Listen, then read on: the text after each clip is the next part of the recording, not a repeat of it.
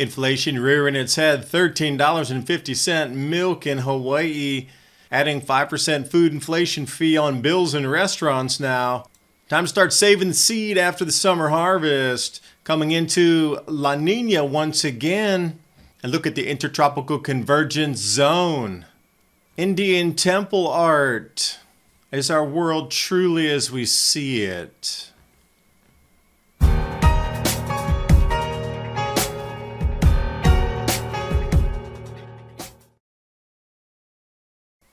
Wanted to start off with a view of reality. Which way do we see our world? Owning nothing or regaining everything as we push forward. These times shall be marked by increasing bolides ripping through the atmosphere. This is just one of dozens through the week, larger ones across the planet. Search your local media because they'll only be in your local news. It is a sign of the times. $13.50 milk in Hawaii. Do you think most of the world could afford $13 plus milk? I don't think so, but it does show that inflation's rearing its ugly head. And also, California now adding a 5% food inflation fee into every single bill in a restaurant. Now that is the restaurant's fault for not updating the menus. That's just cheapness all around. Too cheap to update the menu, but still can find a coder to pay by the hour to put that into their registers. Speaking of inflation, it's a quiz for the mind, I guess. If you can bring back only one $500 a month 2-bedroom apartment rent, gasoline under $1, $5 buffets, or $1,000 used cars. Keep in mind, that was not very long ago. Jumping over to Argentina, monthly inflation surging 12.4% per month. Worse since 1991. Now that's in Argentina, but for those of you in the U.S. here, anywhere in the Western Hemisphere, if you will, for a better term, that's being isolated by the BRICS, hyperinflation's in the mind. It's a mind game, literally. So what happens is people start to understand that as soon as you get paid, like here in the United States, probably on the 1st and the 15th. Other places around the world, it's only once a month. So same rules apply.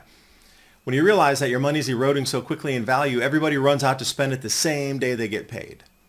So let's say on the 1st you get paid in the U.S. There's going to be lines out the stores every single 1st because everybody's going to try to unload all their money right then because just 2 weeks later, for the example of Argentina, everything that you buy will be 6% more expensive. So that's okay for like 1 month where you might lose 6% of buying power, but now roll that in for 6 months. And you're down, you do the 12% at 6 months. You're already at what, 80 some percent eroded value? So every time you get your paycheck, you're going to run and spend it.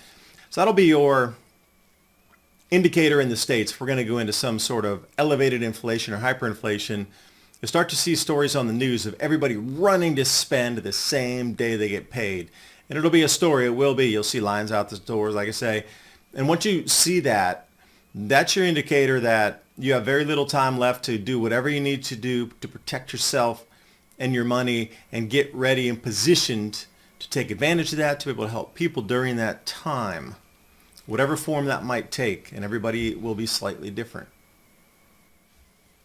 Now what I'm doing, and some of you might ask, well, what do you do in your spare time? Well, in the evenings, I try to lay out seeds and store them. So this is my current batch. So I got all the peppers there, and those are mainly sweet peppers except the far one on the end, which is a scorpion pepper. Everything else is in the sweet pepper. The very closest ones you see are what they call cheese peppers or sweet snacking peppers.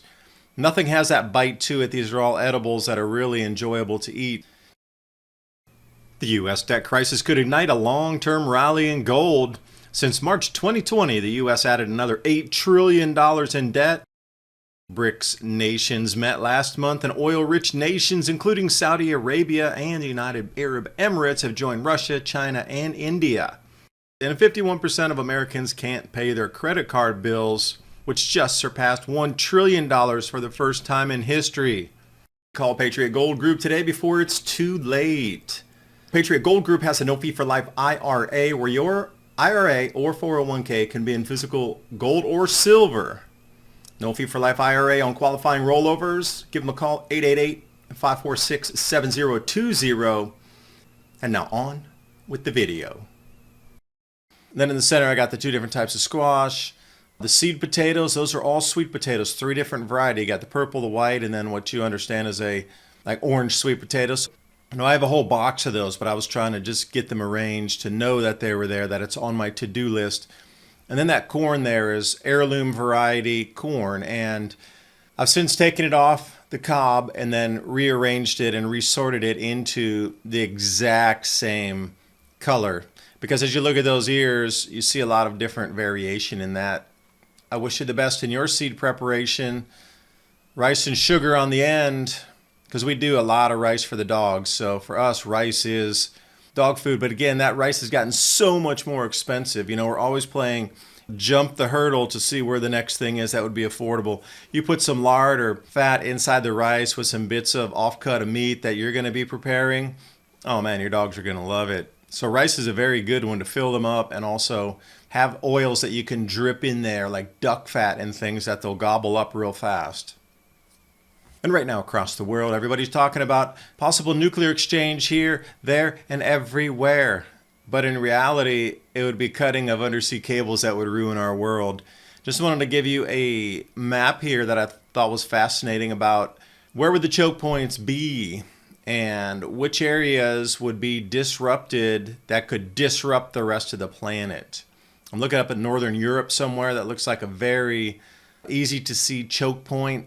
Now, if you're over in Europe, then if it turns into the European theater, then what? Because if you look over in Asia, it's really spread out a lot. So even if China were to do something with Taiwan, it's not really like one place to cut or one place to choke where it would affect the world's internet. Coming across the Atlantic looks like it is it. Because everywhere else, yeah, you might be able to snap one or two, but everything coming in that hub into northern part of North America there, wow. And also over into Europe. So eyes would be on those points if anything were to happen. Your eyes are diverted over to different countries when they should be diverted to these cables, because all banking transactions would cease if they're cut across those cables. And also, since those cables ran right into New York, New Jersey, up and down the East Coast there, consolidated. Tremor Hotel, 1930, and I'm looking at that going, that is an enormous, enormous building to be a hotel. Really? That's the excuse they're giving for that giant building there? I wonder if it was there prior. And if you're telling me they built that in the 1880s for such a small population, there's a disconnect in history. How about a disconnect in the skies? How about a disconnect in the clouds? Let's go for a peaceful drive in Spain. Wow, what a beautiful day. Let's go visit the vineyards. And I will go out on a limb here and say these types of clouds are very unusual, very strange. Please look up. And perhaps once we all notice this, there could be something that could be said, written, done, to stop it. But one thing that will not stop is the continued movement of measurements of temperatures. So University of Alabama Huntsville satellite-based lower tropospheric temperature showing 0.90 for September, a new record. Now, I wonder if that has anything to do with this extreme El Nino flip culminating, drumroll, right now when those temperatures were set. I wonder if they're related. Wait, that would be a cycle. If you're telling me El Nino is able to drive the global temperatures and then back down again, that's natural. So let's look at the 30-day moving average on the Southern Oscillation Index. I circled the two areas of high and low point. Now look at the conditions in La Nina and how quickly from January of 2023 that dropped into June and July, ramping up so quickly to El Nino conditions. Then it popped back up sort of neutral again, but we're back into El Nino. But that is one of the most extreme flips from extreme La Nina for the third year in a row to the heat blip, extreme El Nino. Wow, that's something to behold there. Now the forecast moving out will be a decreasing El Nino event into La Nina as the northern hemisphere moves into winter. So that'll be a cooling overlaid on cooling. And the official, this comes from NOAA also, almost everybody's pushing out, coming into neutral or coming into La Nina. Springtime 2024. These are surface temperatures here, the anomalies. Left side is July 30th to August 5th, and you can see each week how it progresses. That was an intense flip, like I say, something beyond the normal in terms of the intensity of the flip. And then we're looking at the precipitation anomalies here. Remember the Hunga Tonga eruption east of Australia, but it looks like that moisture is being sandwiched right at the equator, which is to be expected. You know, that moisture is going to try to roll and it's going to hit that wall. And you got those two giant cloud cells coming down from 30 south to 0 and then 30 north down to the equator, and where that meets the doldrums for those of you who sail. But look how clean that is where the intertropical convergence zone is. That line between lower precipitation, higher precipitation, that is what moves. And the intertropical convergence zone, again, this is rarely seen. It's so visible for the eye. This is just like an incredible snapshot. I know many of you maybe not into this weather type of thing, but this is something to behold right here. The stark contrast, normally you don't see it this, like, wow, in your face, but it is. And a different glimpse here as we look out in through November after the El Nino has peaked and now it's in its dropping off phase. Notice to the west of South America, precipitation anomalies, but as we get to the east of the Caribbean and South America, it flips. The dry is to the south. Now, for those of you in the southern United States, coming up on the 8th, it's going to get cooler than normal, like extremely cooler than normal. So you're going to need row cover for your crops. You're going to get a frost out of this. And plants don't like frost this early, especially if you're still holding on to your summer garden. So think in advance. You still have a few days to get ready. Row cover, put out those hoops and protect what you want. If you want to continue to grow your veg, just throwing it out there, just like Ransom and I do every Thursday night, 10 p.m. to midnight. Talking about these same events for 2 hours at a time. Rumble on the Adapt 2030 channel. We'll leave the chat box open there so you can converse with others. And also after our show, a few days, we send out show notes of everything we talked about so you can discuss that and start conversations with others. You need to sign up for that.